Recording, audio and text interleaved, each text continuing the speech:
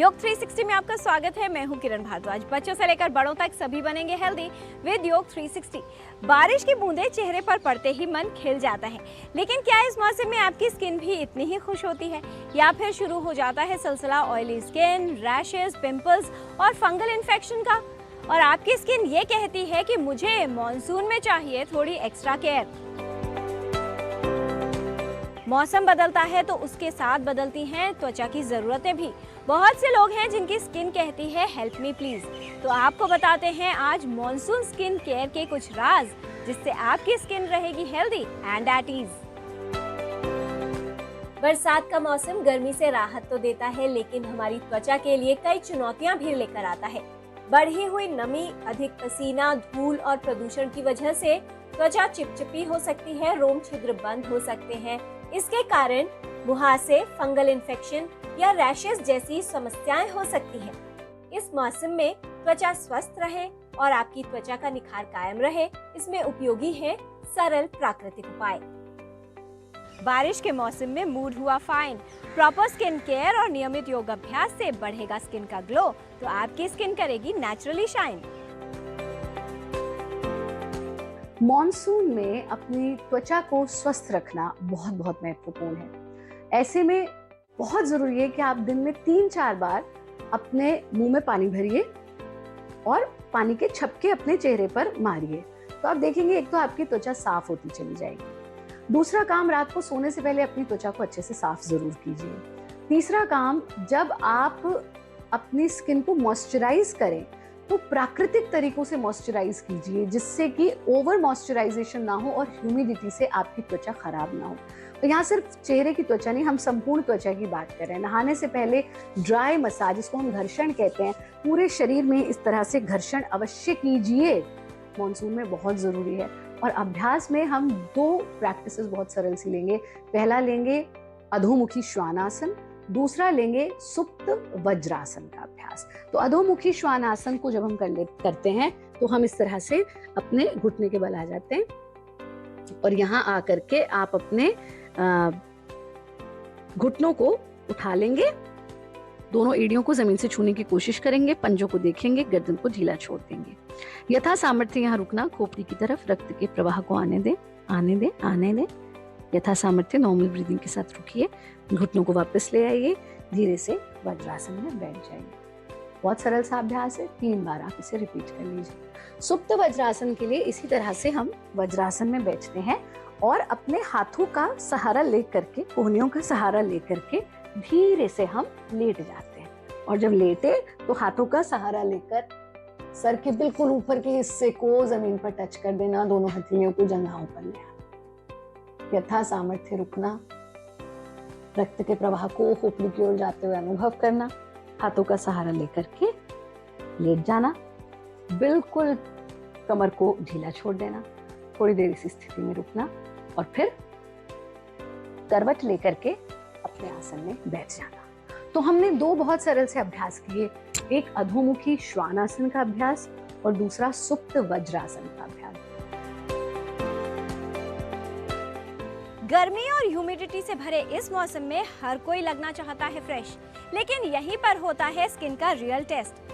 आइए जान लेते हैं कि इस मौसम में स्किन को ग्लोइंग और हेल्दी रखने के लिए कौन सी डाइट है बेस्ट।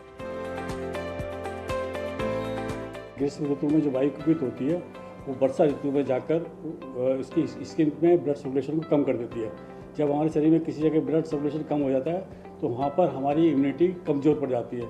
जब इम्यूनिटी कमज़ोर होती है तो हमारे विभिन्न प्रकार के जो स्किन के विकार होते हैं वो पैदा हो जाते हैं। उनको रोकने के लिए हमारे यहाँ बहुत सारी आहार व्यवस्था मौजूद है। मौसम में जो भी सब्जी पाई जाएगी वर्षा ऋतु में, वह सब सब्जियाँ स्किन विकार को दूर करने में सामर्थ्य होती हैं। जैसे करेला है, कुंदरू है, परवल है, ये सब कसाई रस युक्त होते हैं। ये कसाई रस हमारे शरीर के अंदर स्किन के विकार को कम कर सकते हैं। लौकी है, तोरई है, और ऐसी चीज़ें लें जिसमें ज़्यादा मात्रा में जल तत्व ज़्यादा मौजूद हो, वो जो हमारे स्किन में डिहाइड्रेशन मौजूद हो गया उसको दूर किया जा सके।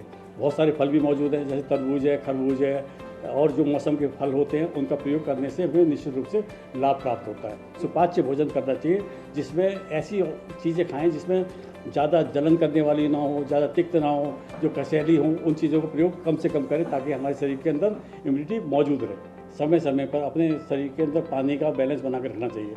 एक नींबू देकर 1 गिलास पानी में हल्का से चीनी डालें, हल्का सा नमक डालें और ठंडा बना के पिएं तो उससे निश्चित रूप से लाभ प्राप्त होता है। खरबूजे के बीज होते हैं, तरबूज के बीज होते हैं, इनकी ठंडाई बनाकर यानी दूध में मिलाकर या शरबत में मिलाकर प्रयोग करने से भी आपकी स्किन पूर्ण रूप से डिहाइड्रेशन से बच सकती है। आहार में हम ऐसे पदार्थों का प्रयोग ना करें जो कि हमारे शरीर के अंदर वायु और पित्त को प्रकोपित करे। कोल्ड ड्रिंक नहीं पीना है क्योंकि कोल्ड ड्रिंक में बहुत सारी चीज़ें ऐसे प्रिजर्वेटिव साल्ट होते हैं जो हमारी स्किन को रोग पैदा करते हैं। बहुत सारे आयुर्वेद में विरुद्ध आहार विहार बताए हैं जिनका प्रयोग करने से बहुत सारे स्किन रोग पैदा होते हैं।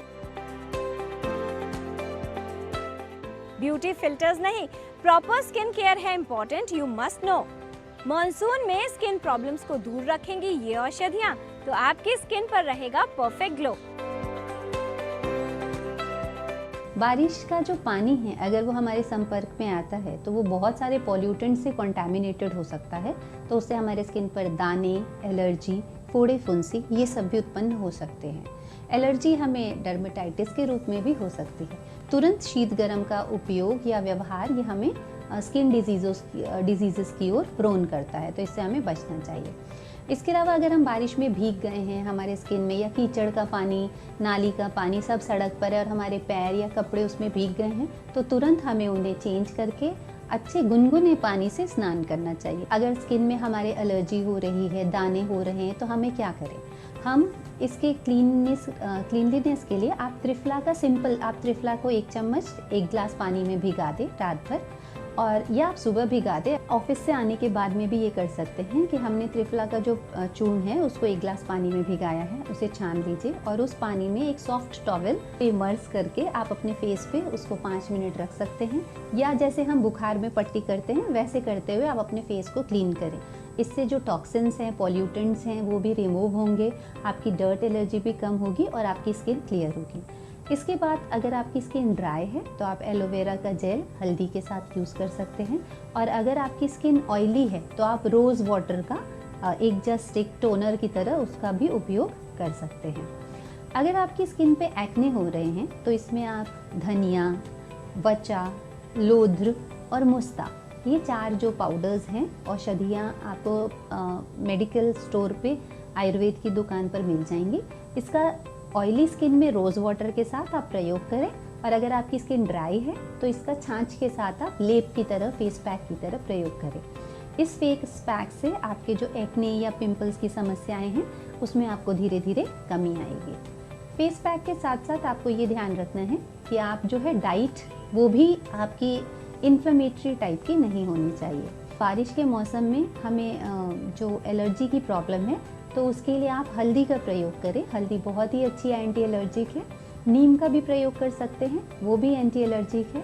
शिरीष, वो भी अच्छा एक विषग्न और एंटी एलर्जिक मेडिसिन है, तो शिरीष, हल्दी, नीम इनके चूर्ण का प्रयोग कर सकते हैं, और एज अ फेस पैक भी आप अप्लाई कर सकते हैं। त्वचा की समस्याओं से बचाव के लिए मॉनसून में त्वचा की साफ सफाई का ध्यान रखें और त्वचा की सही देखभाल करें, जिससे इस मौसम में भी आपकी त्वचा का निखार कायम रहे। तो आज आपने जाना अधोमुखी श्वान आसन का अभ्यास, सुप्त वज्रासन का अभ्यास। नियमित योग अभ्यास से मिलेगा स्वास्थ्य लाभ। त्वचा को स्वस्थ रखने में उपयोगी है योग। मौसमी सब्जियां, करेला, कुंदरू, परवल खाना त्वचा के लिए उपयोगी है। तरबूज, खरबूजा व मौसमी फल खाएं। सुपाच्य आहार का सेवन करें। पर्याप्त मात्रा में तरल लें।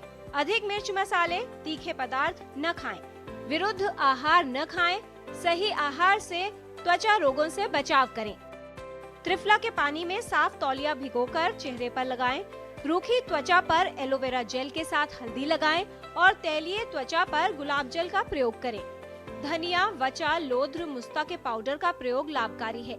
शिरीष, नीम, हल्दी के चूर्ण का प्रयोग त्वचा के लिए उपयोगी है। रेन का मैजिक, केयर का लॉजिक। हेल्दी स्किन है ट्रूली आइकॉनिक। स्किन पर रहे नेचुरल ग्लो, इसके लिए स्किन केयर हो राइट। जब हेल्दी होगी स्किन तभी तो रहेगी नेचुरली ब्राइट। हेल्थ संबंधी जानकारी हम आप तक ऐसे ही लाते रहेंगे, आपको हेल्दी बनाते रहेंगे। बच्चों से लेकर बड़ों तक सभी बनेंगे हेल्दी विद योग 360।